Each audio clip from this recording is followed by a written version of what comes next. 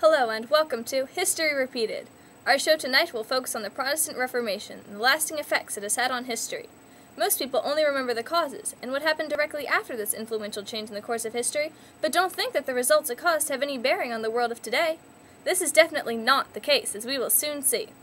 Overall, the Reformation led to fewer restrictions and a more open mentality in politics, religion, social behavior, and science.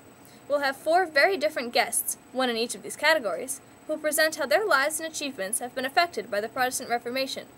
Our first special guest of the night is President-elect Barack Obama, who is here to tell us the Reformation's effect on current politics. What does the Protestant Reformation mean to you? Well, Rachel, as you may know, as a member of the United Church of Christ, I am, in fact, a Protestant. Although it was originally started in 1957, its roots date back to the beginning of the Protestant Reformation with John Calvin in Switzerland. So naturally, I do have an appreciation of the importance of the Protestant Reformation on the religious level, although I also believe that it had a profound impact in the American political arena. That's very interesting. What exactly do you feel that the Protestant Reformation has done for America's government today? One of the most important changes that occurred was England's decision to control the power that the Pope could exert over England. By outlawing appeals to Rome, and making it necessary for regulations from Rome to be consented by King Henry VIII, England set an important and very public precedent about the amount of power a foreign government can exert on other people. If this precedent had not been set, it is possible that the American Revolution itself would not have happened. I have heard that many people believe that the Reformation also had a very profound effect on the Constitution. Yes, Rachel, I tend to agree with that. The concept of the Reformation, especially the religious freedom and individualism it promoted, helped provide the basis upon which the fathers of our nation based the Constitution. This was also the first step in the road to the separation between church and state. This first step was absolutely necessary in the development of our own country's very defined separation between church and state, which has unfortunately become somewhat blurred in the last presidency, and is something that I would like to try and bring back in my presidency. And in your opinion, are we capable of making these changes? Yes, we can. Thank you for your time, Mr. President. The world needed a change, and the Reformation provided just that. Without this, America would not be the same as it is today, and we would probably not have a constitution guaranteeing as many freedoms. Yes, we can. Yes, we can. Yes, we can. Next up is famous scientist and inventor James Simpson. So, Mr. Simpson, tell me a little about yourself.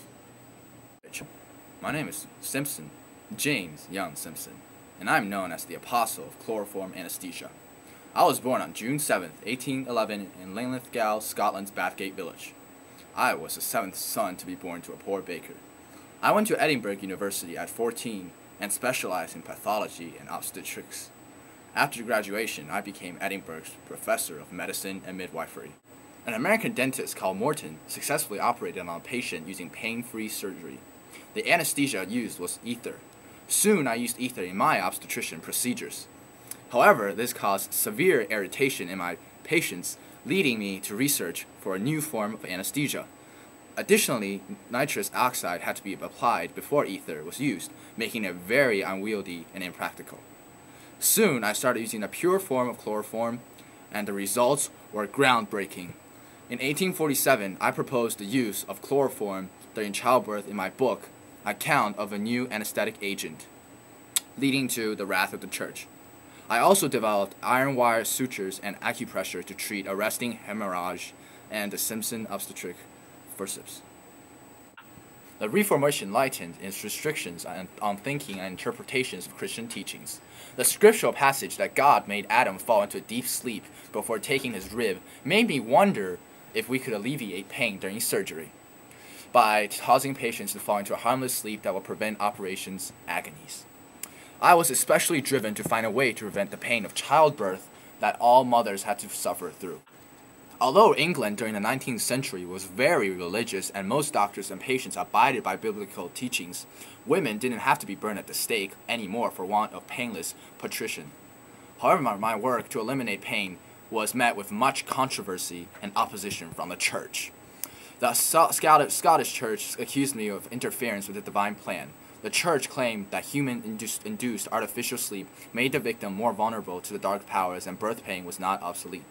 Genesis stated, "In sorrow thou shalt bring forth children." Thus, it was crucial for women to experience and endure the pain and not be hedonistic. I responded, "And the Lord God caused a deep sleep to fall upon Adam, and he slept, and he took one of his ribs and closed up the flesh instead thereof." These oppositions disintegrated when Queen Victoria used chloroform, giving birth to Prince. It is indeed lucky that the church was open to a new method, because otherwise I could have been burned at the stake, and who knows where the world would be today. Perhaps childbirth would still be viewed as a torture rather than a miracle. Your visit has been very enlightening, Mr. Simpson. Goodness knows what the world would be like without your anesthetics. Had the Catholic Church remained as strict as it was before the Reformation, you would not have been tolerated for your so-called anti-biblical views. We are very lucky to have our next guest, the current head of the Catholic Church, Pope Benedict XVI. So, Pope Benedict XVI, what was the most lasting effect of the Reformation?